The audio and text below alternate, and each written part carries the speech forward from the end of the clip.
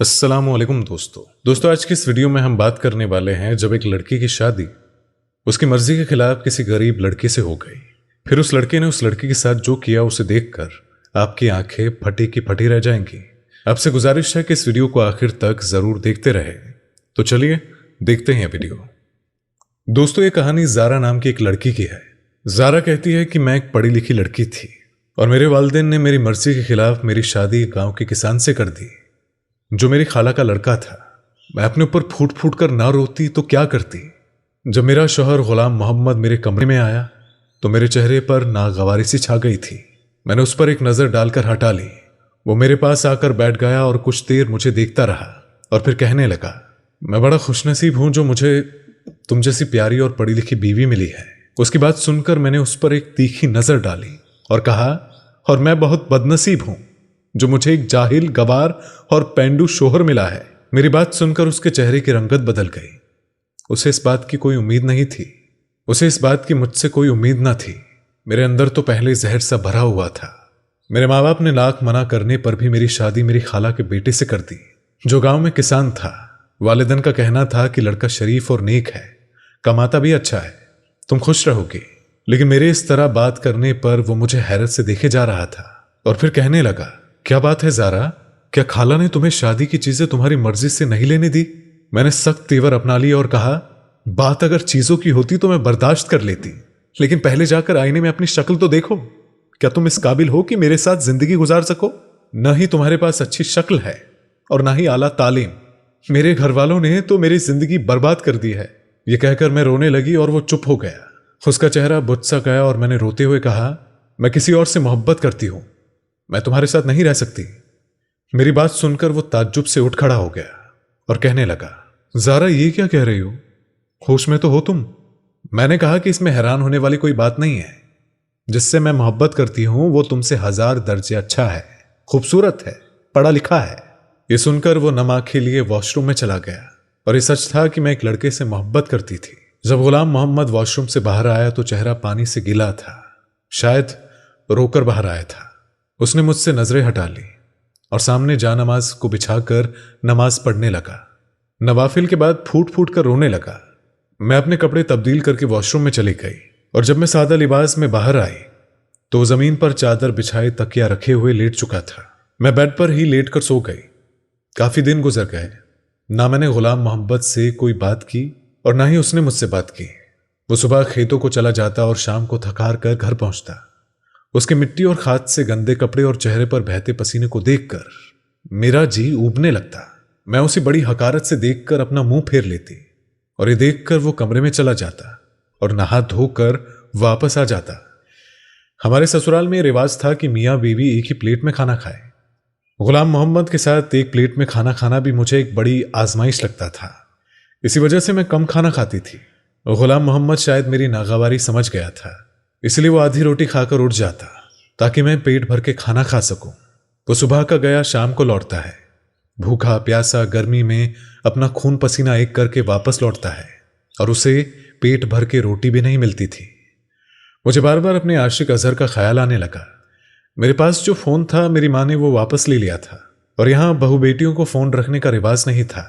ज़ारा कहती है कि जब मुझसे रहा नहीं गया तो मैंने सारे लिहाज खत्म करके गुलाम मोहम्मद से कहा कि मुझे अपना फोन दो, मुझे अजहर से बात करनी है। मेरी बात सुनकर वो मुझे ताज्जुब से देखने लगा, लेकिन मेरी बेशर्मी बहुत आगे जा चुकी थी। मैंने उसके हाथ से फोन छीनकर अजहर का नंबर मिलाया और बातचीत शुरू कर दी। मैंने उसे रो रो कर अपने बारे में सब कुछ बताया और गुलाम मोहम्मद की मौजूदगी का भी मुझे कोई ख्याल ना था। वो खामोशी से चादर बिछाए लेट गया। मैं काफी देर तक अजहर से बातें करती रही। फिर तो मैंने तमाशा ही पकड़ लिया। मैं रोजाना गुलाम मोहम्मद से फोन लेती और अजहर से बातें करती। अजहर मुझे अब भी अपनाने को तैयार था। एक बार फोन के सिग्नल बार बार कट हो रहे थे। गुलाम मोहम्मद सो चुका था। मैं कमरे से निकलकर सहन में आ गई ताकि मैं अजहर से बात कर सकूं। सहन में हमारे घर कोई नहीं सोता था, सब अपने घर में ही सोते थे। मैं सहन में खड़ी होकर अजहर से बातें करने लगी, लेकिन एकदम किसी ने मुझसे फोन छीन लिया। मैंने देखा तो मेरा देवर मुझे गुस्से से देख रहा था। वो कहने लगा कि बेशरम औरत, तुमने क्या गैरत बेच खाई है और शौहर के होते हुए यार पाल रखे हैं। धीरे धीरे सब लोग सहन में जमा हो चुके थे। गुलाम मोहम्मद भी आंखें मलता हुआ सहन में आ गया और कहा, क्या बात है, तुमने क्या शोर मचा रखा है? और मेरे देवर ने सबके सामने मेरी पोल खोल दी। सभी मुझे देखकर हैरान थे। मुझे लगा कि अब तो ये लोग मुझे घर से बाहर निकाल ही देंगे। अच्छा है, मैं वापस अपने घर लौट जाऊंगी और फिर अजहर से शादी कर लूंगी। लेकिन गुलाम मोहम्मद ने सबके सामने मेरे देवर को झूठा कह दिया और कहने लगा कि मुझे अपनी बीवी के किरदार पर भरोसा है। वो अपनी किसी सहेली से बात करती है और वो भी मेरी इजाजत से। खबरदार अगर किसी ने मेरी बीवी पर शक किया। थोड़ी देर में वो सबको समझा चुका था और बात वहीं खत्म हो गई थी। जारा कहती है कि मुझे उस पर और भी गुस्सा आने लगा और मैं कमरे में आकर उससे झगड़ने लगी। मैंने कहा कि तुम कौन होते हो मेरे बारे में ये कहने वाले?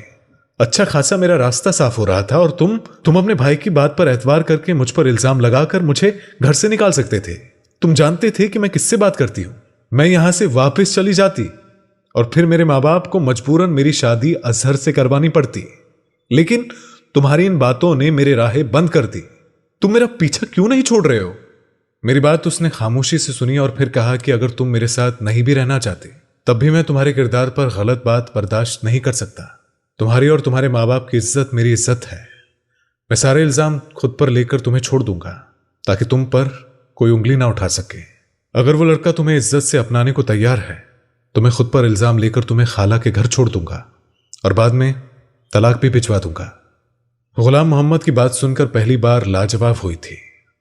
वो अनपढ़ था, बिल्कुल अंगूठा छाप था, लेकिन इज्जत गैर का मतलब अच्छी तरह से जानता था। न जाने क्यों मेरे दिल में उसके लिए जज्बात कुछ बदलने लगे। लेकिन मैंने अपने आप को झटका और अजहर को सारी बातें बता दी तो वो सुनकर बहुत खुश हो गया और कहने लगा कि तुम शहर आ जाओ और अपने शौहर से तलाक ले लो। हम पहले कोर्ट मैरिज करेंगे। तुम मेरे पास ही रहना और बाद में तुम्हारे माँ बाप देखना हमें अपनाने के लिए मजबूर हो जाएंगे। मैंने हामी भर ली। कुछ दिनों के बाद में ही गुलाम मोहम्मद के साथ मैं शहर चली गई। अजहर के बताए हुए पते पर पहुंचकर मैंने गुलाम मोहम्मद से कहा कि अब तुम जाओ और मुझे तलाक भी दे दो। उसके बाद तुम्हारा मुझसे कोई वास्ता नहीं। मैं अजहर से निकाह कर लूंगी। वो कहने लगा कि मैं तुम्हारे लिए तलाक के गलीज लफ्जों को मुंह पर नहीं बोल सकता। मेरा ज़मीर इस बात की इजाजत नहीं देता है। हाँ, लेकिन मैं कागजी कार्रवाई कर दूंगा। यह कहकर वो चला गया और मैंने दरवाजा खटखटाया। दरवाजा अजहर ने ही खोला था। मुझे देखकर वो मुस्कुराने लगा। मैं घर में दाखिल हुई लेकिन घर में उसके घर वाले नजर नहीं आ रहे थे। हालांकि वो मुझसे कह रहा था कि वो मेरे बारे में सब कुछ अपने घर वालों को बता चुका है। जारा कहती है कि मैंने खाली सहन देखकर पूछा कि तुम्हारे घर वाले कहाँ हैं? तो कहने लगा कि अंदर आओ, बताता हूं। मैं अंदर कमरे तक गई तो कमरे में 2 मर्द और मौजूद थे। वो मुझे देखकर हंसने लगे। उनमें से एक ने कहा कि इसकी कीमत मैं तुम्हें 3 लाख दूंगा। ये सुनकर तो मेरे होश उड़ गए। अजहर मेरी सौदेबाजी कर रहा था। मैं चक्कर खाकर रह गई। इससे पहले वो मुझे कमरे के अंदर धकेल कर कमरा बंद करता कि मैंने फौरन अपना दिमाग चलाया और अजहर को धक्का देकर भागकर मेन गेट से बाहर निकल गई। वो तीनों मेरा पीछा करने लगे। गुलाम मोहम्मद अभी इतना दूर नहीं गया था। उसे देखकर मैं उसे पुकारने लगी। उसने पलटकर मुझे देखा। मैं भागते हुए उसके पास पहुंची थी और मेरे पीछे इस वक्त 3 मर्द भाग रहे थे। रात का अंधेरा छा गया था। वो जगह भी सुनसान थी जहां अजहर ने हमें बुलाया था। मैं डरी सहमी गुलाम मोहम्मद के पीछे जा छुपी और तीनों मर्द हम तक पहुंच गए थे और गुलाम मोहम्मद से कहने लगे कि इस लड़की को हमारे हवाले कर दो वरना तुम्हें जान से मार देंगे। उसने जवाब देने के बजाय उन्हें मारना शुरू कर दिया और बदले में वो लोग भी गुलाम मोहम्मद को मारने लगे। एक शोर सा मच गया था और कुछ ही देर में लोगों का हुजूम लग गया। अल्लाह की करनी ये हुई कि वहां से पुलिस गुजर रही थी। पुलिस को देखकर वो भागने की कोशिश करने लगे लेकिन वो पकड़े जा चुके थे। पुलिस कब से उनकी तलाश में थी। वो लड़कियों को अपनी मोहब्बत की जाल में फंसाकर उन्हें आगे भेज देते थे और अल्लाह ने मुझे बचा लिया था। गुलाम मोहम्मद के होंठों के पास जख्म हो चुका था। पहली बार उसके जख्म देखकर मुझे दुख हुआ था। वो मुझे खामोशी से बस स्टॉप तक ले गया। मैं उसके सामने नजरें उठाने के काबिल नहीं रही थी और वो अनपढ़ होकर भी बाज़र्फ निकला। उसके सामने मैं अपने आप को छोटा सा महसूस करने लगी थी। वो मुझसे पूछने लगा कि ज़ारा कहाँ जाना चाहती हो? अपने वालिदैन के पास। मैंने कहा कि मुझे आपके साथ जाना है। मेरी बात सुनकर उसने मुझे बड़ी हैरत से देखा। मेरे माँ बाप ने मेरे लिए हीरा चुना था। मैं ही बस शीशे की चमक देखकर अपने हाथ जख्मी करने चली थी लेकिन मैं बच गई। गुलाम मोहम्मद ने मुझसे कोई दूसरा सवाल नहीं पूछा और मुझे वो गांव ले आया। मैंने गुलाम मोहम्मद का जख्म देखकर फिक्रमंदी से पूछा कि गुलाम क्या हुआ है? तो वो कहने लगा कि बस उतरते वक्त गिर गया था, इसीलिए चोट लग गई है। ज़ारा कहती है कि सुनकर मैं अपने अंदर बहुत शर्मिंदा सी हो गई। मैंने अपने शौहर को क्या कुछ नहीं सुनाया था, लेकिन उसने मेरे साथ अब तक भलाई की थी। 2 दिन तो मैं उससे नजर नहीं मिला पाई। अपने अंदर खुद को लानत मलामत करती रही। वो अब भी आधी रोटी खाकर मेरे पास से उठने लगा तो मैंने उसे रोक लिया। मैंने कहा कि आप खाना ठीक से क्यों नहीं खाते, रोज आधी रोटी खाकर उठ जाते हो। तो मेरी बात सुनकर गुलाम मोहम्मद ने मुझे हैरत से देखा और फिर उठकर नहीं गया, चुपचाप खाना खाने लगा। अब मैं ख्याल रखने लगी थी। अंदर से तो मैं टूट चुकी थी, इसीलिए अपने शौहर के सामने झुककर अपनी गलती का एतराफ करना मुझे मुश्किल लग रहा था। मैं चाहती थी कि वो मुझे खुद माफ कर दे, लेकिन वो चुप था। देर रात को कमरे में आता और जमीन पर चादर बिछाकर लेट जाता। एक दिन मैं हिम्मत जमा करके उसके सामने बैठ गई और मैंने कहा कि गुलाम मोहम्मद, मुझे माफ कर दो, मैंने आपको समझने में गलती की है। हीरा छोड़कर मैं कांच का सौदा करने चली थी। मैं रोते हुए अपनी गलती का एतराफ कर रही थी, लेकिन वो अब भी खामोश था, कुछ नहीं बोला था। न कुछ बोला और न ही मुझे चुप करवाया। अपना तकिया उठाकर जमीन पर सोने लगा। मैंने कहा कि आपकी जगह यहां नहीं है, आप ऊपर सो जाए। मैं जानती हूं कि गलती छोटी नहीं है, बहुत बड़ी है। मैंने आपका बहुत दिल दुखाया है, लेकिन आपने अभी तक अपना आला ज़र्फ ही मुझे दिखाया है। हो सके तो मुझे माफ कर देना। मुझे लगा कि अब वो जरूर मेरी कोताही को माफ करके मुझे सीने से लगा लेगा, लेकिन वो न जाने क्यों मुझे टकटकी बांधे देख रहा था और उसकी खामोशी मुझसे देखी नहीं जा रही थी। ज़ारा बताती है कि मैंने कहा, गुलाम मोहम्मद कुछ तो कहो, आप चुप क्यों हो? मुझे डांट दो, अपना गुस्सा मुझ पर निकाल दो, लेकिन मुझे माफ कर दो। मैं मन्नत समाजत पर उतर आई थी, लेकिन वो खामोश था।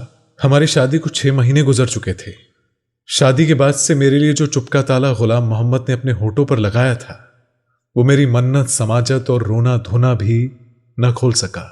ज़ारा आगे बताती है कि सुबह को कुछ कागजात उसने मेरे हाथ में थमा दिए और मुझ पर तो जैसे आसमान ही गिर पड़ा। मैं तड़प तड़प कर रोने लगी और कहने लगी कि गुलाम मोहम्मद, मुझे तलाक मत दो। मैं उसके सामने रोने बिलखने लगी। वो कहने लगा कि तुम पढ़ी लिखी हो, इसे पढ़कर साइन कर देना। इतना कहकर वो कमरे से बाहर निकल गया। मुझे मालूम नहीं था कि आदमी के दिल से उतर जाने के बाद औरत अपनी गलती पर जितनी चाहे माफी मांग ले, वो इज्जत उसे फिर से नहीं मिलती। या शायद आदमी सब कुछ सह लेता है, पर दूसरा मर्द वो बर्दाश्त नहीं कर सकता। मैं वो कागजात को हाथ में लेकर फूट फूट कर रोती रही और मेरी इतनी हिम्मत ना हुई कि कागज को पढ़ सकूं। मैंने सोच लिया था कि रात को गुलाम मोहम्मद के पांव पकड़कर माफी मांग लूंगी, लेकिन तलाक नहीं लूंगी। रात को जब वो कमरे में आया तो मैं उसके पांव में बैठ गई। गिड़गिड़ाकर उससे माफी मांगने लगी। उसने मुझे दोनों बाजू से पकड़कर उठा लिया और कहने लगा, तुम इस कागज को पढ़ लेती तो शायद यूं ना रोती। वो तलाकनामा नहीं है। फिर दराज से निकालकर मुझे कागज पकड़ा दिए। मैंने आंसू पोंछकर जब कागज देखे तो वो जमीन के कागजात थे, जहां वो हल चलाता था और अपने हिस्से की सारी जमीन वो मेरे नाम कर रहा था। मैंने हैरत भरी नजरों से देखा कि वो अपना सब कुछ मुझे क्यों सौंप रहा है। मैंने कहा, गुलाम, ये सब मेरे नाम क्यों कर रहे हो? तो वो कहने लगा कि इसलिए कि तुम मेरी बीवी हो। मैं कल शहर जा रहा हूं, कुछ दिनों के बाद वापस लौटूंगा। गुलाम मोहम्मद ने मेरे लाख मना करने पर मुझे साइन करवा दिए और अगले दिन वो शहर चला गया। 4 दिन मैंने बड़ी बेसब्री से उसका इंतजार किया था। वो वापस तो आया, लेकिन घर में कोहराम समझ गया था। शहर से गुलाम मोहम्मद की मैयत गांव आई थी। मेरी तो जैसे दुनिया ही उजड़ गई थी। उसका एक शहरी दोस्त उसकी मैयत लेकर आया था और उसी ने बताया कि पिछले 2 महीने पहले ही गुलाम मोहम्मद को मालूम हुआ कि उसे कैंसर है, वो ज्यादा दिन नहीं बच पाएगा। न जाने पिछले 6 महीने से कौन सा अमल इसे खाए जा रहा था और जिसका नतीजा उसकी जान ही ले गया। मुझ पर तो जैसे गशी के दौरे पड़ने लगे। 2 दिन बाद मैंने कुछ होश संभाला तो एक खत मुझे मेरी सास ने दिया और कहने लगी कि ज़ारा, ये गुलाम मोहम्मद के दोस्त ने दिया है। कह रहा था कि गुलाम मोहम्मद ने तुम्हारे नाम भेजा है। यह सुनकर मुझे हैरत का झटका लगा था। मैंने अपनी सास से कहा कि खाला, गुलाम मोहम्मद तो अनपढ़ था, फिर खत उसने कैसे लिखा? इस पर खाला ने मुझे ताज्जुब से देखा और कहा कि तुम्हें किसने कहा कि गुलाम मोहम्मद अनपढ़ था? उसने 10 जमातें गांव के स्कूल में पास की थी और उसके आगे भी उसने पढ़ाई की थी और साथ ही अपने बाप का बाजू भी बना रहा। मैं तो सुनकर दंग रह गई थी। मैं शादी से पहले कभी गांव नहीं आई थी। मुझे लगा खाला के सब बच्चे अनपढ़ होंगे। खाला कहने लगी कि तुम्हें गुलाम मोहम्मद बचपन से चाहता था। कहता था कि अम्मा ज़ारा तालीम हासिल कर रही है, इसीलिए मुझे भी आगे पढ़ना है, और कल को जब वो बीवी बने तो लोगों के सामने उसे ये शर्मिंदगी ना उठानी पड़े कि उसका शौहर अनपढ़ है, जाहिल है, गवार है। मुझ पर यह बातें किसी हथौड़े की तरह सी लग रही थी। आज तक मुझे गुलाम मोहम्मद ने यह नहीं बताया था कि वो पढ़ा लिखा है। मैंने वो खत लिया और खोलकर पढ़ने लगी।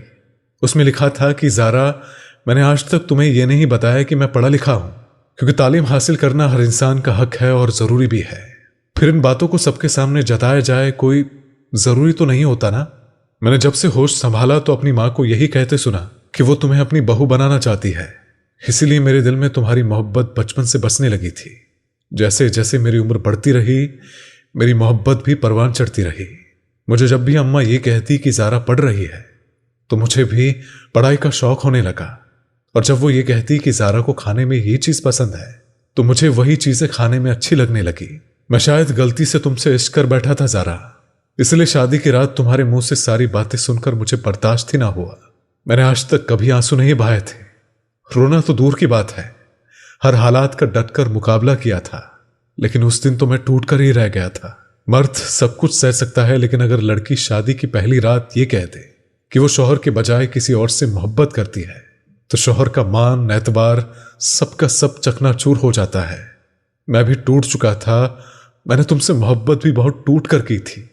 इसीलिए जब तुम मेरे सामने अपने आशिक से बातें करती, वो बातें जिस पर शौहर होने के नाते मेरा हक था, तो मेरा दिल खून के आंसू रोता था।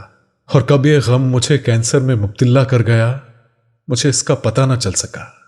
मैंने अपनी सारी जमा पूंजी तुम्हारे नाम कर दी है कि कहीं मरने के बाद तुम्हारे साथ कोई हक तलफी ना कर सके। तुम आजाद हो ज़ारा, पूरी इज्जत के साथ तुम्हें कोई भी अपना सकता है। मेरी मोहब्बत शायद मेरा मसला थी। ज़ारा बताती है कि खत पढ़ते हुए मैं ज़ारो कतार रो रही थी कि मैंने ये क्या कर दिया और क्यों कर दिया। मैंने सोचा समझा क्यों नहीं। मेरी हरकतों ने मेरे शौहर की जान ले ली। मैं दहाड़े मार मार कर रोने लगी और मेरी सास मुझे देखकर घबरा कर कहने लगी कि ज़ारा, ऐसा क्या लिख दिया था उसने। मैं क्या जवाब देती और क्या कहती कि मैंने क्या खो दिया है। मुझे अक्ल तब आई जब मैं खाली रह गई। मैं रोते हुए अपने आप से कहती कि काश गुलाम मोहम्मद, तुम्हारी जगह मैं मर जाती। तुमने मुझ जैसी खुदगर्ज से क्यों मोहब्बत कर ली। काश कि तुम जिंदा रहते, तुम्हारे बदले मैं मर जाती। मेरे आंसू नहीं रुक रहे थे। ज़ारा कहती है, एक वफा गुलाम मोहम्मद मुझसे निभाकर जा चुका था और एक मोहब्बत निभाने का अहद मैंने कर लिया था। आज मेरी उम्र 50 साल हो चुकी है और मैं अब भी गुलाम मोहम्मद की बेवा हूं। मैंने अपने शौहर से मोहब्बत उसके मरने के बाद भी की थी। मैं बीमार रहने लगी हूं। अब भी मुझे ऐसा लगता है कि गुलाम मोहम्मद के इंतकाल को बस चंद ही घंटे हुए हैं और अभी मैंने उसका खत पढ़कर रखा है। मेरे लिए अंदर की दुनिया थक सी गई। मेरा जख्म आज भी हरा है। मेरे दुख में कभी भी कमी नहीं आ सकती। इसीलिए मेरी उन लड़कियों से गुजारिश है जो अपनी आला तालीम को सर पर सवार कर लेती है और अपने कम पढ़े लिखे शौहर को हकारत से देखती है, खुदारा अपने शौहर की कद्र करे, क्योंकि जितना मुखलिस वो आपसे है, कोई सड़क छाप आशिक इतना नहीं हो सकता। काश कि ये बात मैंने पहले समझी होती तो शायद गुलाम मोहम्मद आज भी जिंदा होता। तो दोस्तों, ये थी आज की कहानी। उम्मीद है कि आपको ये कहानी पसंद आई होगी। अगर आपको ये कहानी पसंद आई है तो इस कहानी को लाइक करें और साथ ही अपने दोस्तों यारों के साथ इसे शेयर करना मत भूलिएगा। और अभी तक आपने अगर चैनल को सब्सक्राइब नहीं किया है तो जल्दी से इस चैनल को सब्सक्राइब करें। तो हम मिलेंगे आपसे अगली बार एक और नई वीडियो के साथ। तब तक के लिए अस्सलामु अलैकुम, खुदा हाफिज।